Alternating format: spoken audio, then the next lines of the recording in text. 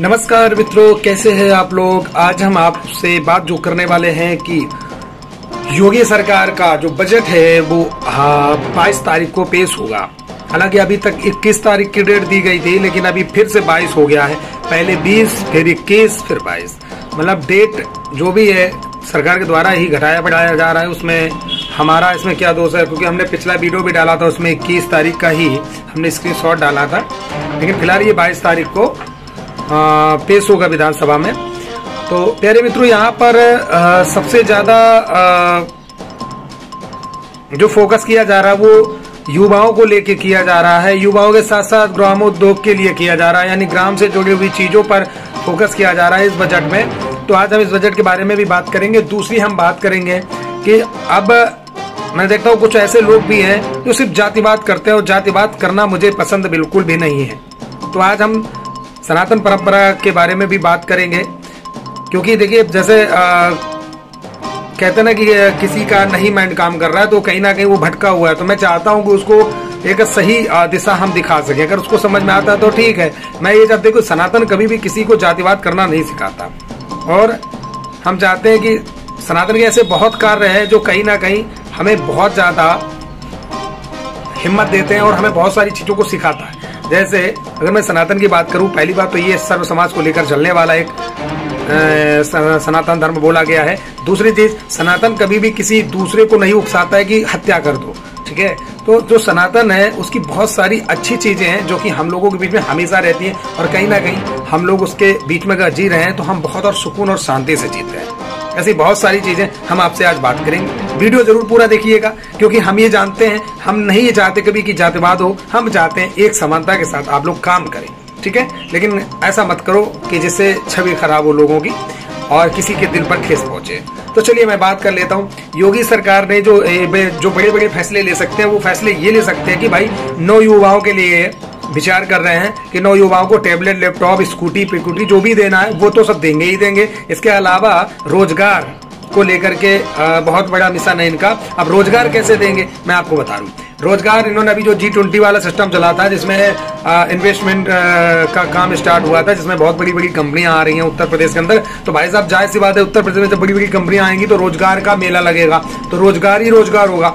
तो एक तो फायदा यहाँ पर युवाओं को मिलने वाला, जो पढ़ लिख करके भी आज कहीं ना कहीं परेशान है 7,000 6,000 की नौकरी से, ठीक है। तो यहाँ पर उनको अगर रोजगार सरकार के द्वारा मिलता है या संविदा पे मिलता है तो लगभग 10 से 15,000 रुपए तक वेतन मिल सकता है, नंबर 1। प्लस टैबलेट और लैपटॉप जो भी मिलना होगा वो आपको सरकार के द्वारा फ्री ऑफ कॉस्ट मिलेगा। ग्राम उद्योग के लिए ज्यादातर फोकस किया जा रहा है। ग्रामों में कुछ ऐसे उद्योग लगाए जाएंगे, जैसे हथकरघा पहले चलता था, जैसे रुई बनाना, कढ़ाई करना, बुनाई करना, मतलब औरतों को लेकर के भी बहुत ज्यादा बड़ा कदम उठा रही है योगी सरकार। तो ऐसे कामों पर ज्यादा फोकस करेगी सरकार। इसमें लगभग ग्राम के लिए जो भी ऐसे उद्योग करता है तो उसको सरकार एकदम ना के बराबर ब्याज पे उन्हें लोन मुहैया कराएगी, और उस लोन के माध्यम से वो अपने बिजनेस को ग्रो कर सकते हैं, अच्छा पैसा कमा सकते हैं। तो एक तो ये ग्रामोद्योग हो गया। लेकिन यहाँ पर एक छोटी सी एक बात सुनाई दी है, जो कि खबर प्राप्त हुई है कि यहाँ पर ग्रामीण क्षेत्रों से भी जुड़े हुए रोजगार और स्वरोजगार को देखेगी योगी सरकार, क्योंकि 2024 में चुनाव आ रहा है। चुनाव को देखते हुए वो कदम उठा सकती है। तो अब यहाँ बात आ जाती है कि बीसी विभाग के लिए क्या सरकार कुछ करेगी। तो यहाँ पर हमारी तरफ से एक जवाब होगा, बीसी विभाग भी ग्रामीण क्षेत्र से ही आता है।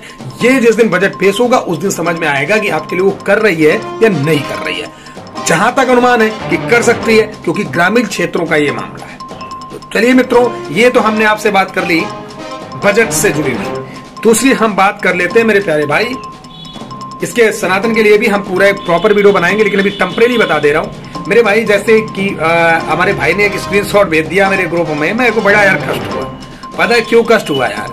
मैं तो हमेशा आप हमको देखते हैं कि मैं तो भाई ईश्वर में बहुत ज्यादा विश्वास रखता हूँ, और यार जो भी ईश्वर में विश्वास रखेगा तो बुरा तो लगता ही ना।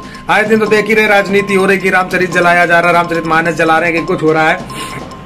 वही सारी चीजों को लेकर ये एजेंडा बनाया जाता है। तो इस एजेंडे पे काम मत करो मेरे भाई, क्योंकि हम जैसे लोगों के साथ अगर काम करना है तो एक साथ समाज जुड़ करके काम करो, तब मजा आता है, लेकिन जातिवाद करके नहीं, ठीक है। उसमें अगर आप ग्रंथों का अपमान करते हैं गलत बात है। तो उसमें भाई ने लिखा हुआ है कि हमारे प्रिय बहुजन भाई सावधान हो जाओ, रामायण गीता से कुछ नहीं होने वाला है, संविधान से ही डॉक्टर इंजीनियर बन सकते हैं, ये सब पाखंड है।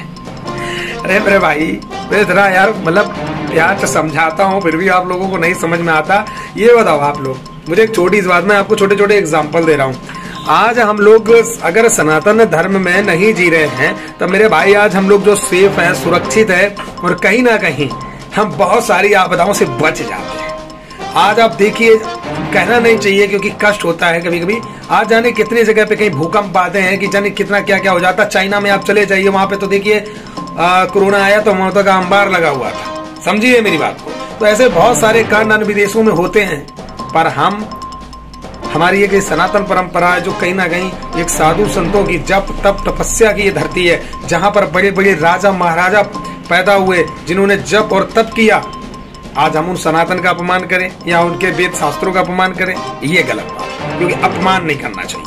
देखिए, संविधान हर एक व्यक्ति के रग रग में दौड़ता है और संविधान के तहत ही भारत चलता है। और यकीन मानिए, आपको क्या लगता है, डॉक्टर भीमराव अंबेडकर साहब, अगर उनकी रणनीति पे अगर हमारे साहब भाई चल लेना तो भाई साहब यकीन मानिए हमारे भारत की छवि कुछ और होगी। लेकिन उनके बताए नियम पे चलता ही कहाँ है, कोई चलता ही नहीं। देखिए, मैं अंबेडकर साहब को महापुरुष मानता हूं, ठीक है, महापुरुष, वो भी उस स्तर के जिन्होंने इस भारत को जीना सिखाया, तरीके सिखाए, तौर तरीके, कैसे क्या करना, चलना कैसे, ठीक है।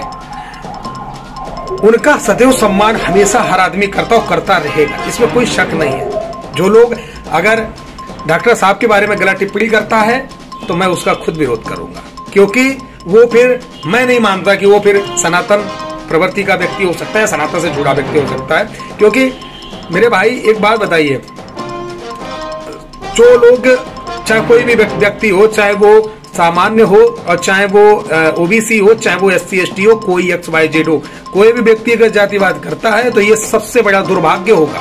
क्योंकि मैं एक चीज जानता हूं कि अभी आप सनातन की परंपरा को नहीं समझे। देखिए, मैं आपको एक छोटा सा उदाहरण दे रहा हूं मेरे भाई। हर किसी का अपना अपना एक काम होता है। मैं जानता हूं कि देखिए, अगर आप संविधान के तहत पढ़ाई नहीं करेंगे या कुछ पढ़ेंगे नहीं या लिखेंगे नहीं तो भैया आप डॉक्टर नहीं बन सकते, आप पुलिस अधिकारी नहीं बन सकते, आप इंडियन आर्मी में नहीं जा सकते, आप इंजीनियर नहीं बन सकते, यही सच है। लेकिन अब यहाँ पर हम आपको कार्य की बात कर ले तो मेरे भाई आप ये बताइए, जब हम सनातन को नहीं मानेंगे और सनातन को ही हम छोड़ देंगे तो क्या आपको लगता है कि जब सनातन ही दुनिया में नहीं होगा तो आपको लगता है कि आप सीधे डॉक्टर इंजीनियर बन के सक्सेस हो जाएंगे? आप मुझे ये बताइए। देखिए, हमारा एक भारत ही ऐसा है जहां पर हम सनातन को मानते हैं, और ऐसे विदेश में कई लोग मानते हैं, ऐसा नहीं, लेकिन हम कहीं ना कहीं यहाँ पर सनातन को मानते हैं। यहाँ पर अगर कोई व्यक्ति जातिवाद करता है तो थोड़ा कष्ट होता है, वेद शास्त्रों के बारे में गलत बोलता है तो कष्ट होता है। तो वेद शास्त्रों के बारे में गलत ना बोलिए। देखिए, अगर मैं एक चीज बोलता हूँ, अगर आप पैदा हुए, पैदा होने के बाद में क्या होता है भाई, माँ आपको पालती है। सबसे पहले जब आप पैदा होते हैं तो कहाँ जाते हैं? सीधे धरती पे आते हैं, जिसको बोलते हैं धरती माँ, ठीक है। और आप यार बात पता नहीं कैसी कैसी बातें करते हैं बचपन में, मतलब बचपन में तो आपको कुछ नहीं पता होता कि आप क्या हैं, लेकिन धरती माँ आपको सबसे पहले गोद लेती है, उसके बाद आपकी माँ उसका पालन पोषण करती है। और माँ से बड़ा भगवान कोई नहीं होता, मैं खुद कहता हूँ। देखिए, भगवान दुनिया में है, इसमें कोई शक नहीं, लेकिन भगवान भी कहते हैं कि जिसने अपनी माँ की सेवा नहीं की तो उनकी चाहे आप कितनी भी सेवा कर लो, वो आपके ऊपर हाथ नहीं रख सकते। तो सबसे पहले भगवान हमारा जो है वो मेरे माँ बाप है। मैं माँ बाप की पूजा करूंगा तो भगवान की भी पूजा कर रहा हूँ, समझ रहे हैं ना। तो हमेशा मैं तो सदैव यही बात बोलता हूँ। उसके बाद में धीरे धीरे जब आप बड़े होते हैं, उसके बाद आप क्या करते हैं? पढ़ाई लिखाई करते हैं। जब आप पढ़ाई लिखाई करते हैं, मान लो सपोज करो कि आपने 50% पढ़ाई लिखाई में समय दिया संविधान के तहत, उसके बाद क्या होता है? 25% योगदान होता है, माता पिता का आशीर्वाद होता है, उन तमाम गरीब भाई बहनों का आशीर्वाद होता है, ऐसे बहुत लोगों की दुआएं मिलती हैं, और 25% भगवान साथ देते हैं, तब जाके आप सक्सेस होते हैं। पता है आपको, लोग कहते हैं ईश्वर नहीं है। अगर ईश्वर नहीं है तो बागेश्वर धाम में जाइए, फिर वह चमत्कार कैसे हो रहे हैं? वहां पर कैसे आपके बारे में सारी हिस्टोरी वो लिख देते हैं। आप किसी के धर्म और वेद के बारे में गलत मत बोलिए। गलत बोलते हो तो कष्ट होता है मेरे भाई। ये मुझे अकेले नहीं होता, जानी कितने लोगों को होता होगा। तो कहने का मतलब है ना, किसी के बारे में गलत मत बोलिए। ये हाथ जोड़ कर निवेदन है, क्योंकि ये मेरा चैनल किसी जातवाद के ऊपर आधारित नहीं है। ये सत्य की बात करता है और सत्य के लिए रखता है। उम्मीद करते हैं समझ में आया होगा। अगर इच्छा हो तो क्षमा मांग लीजिएगा। धन्यवाद, नमस्कार, जय हिंद, जय भारत।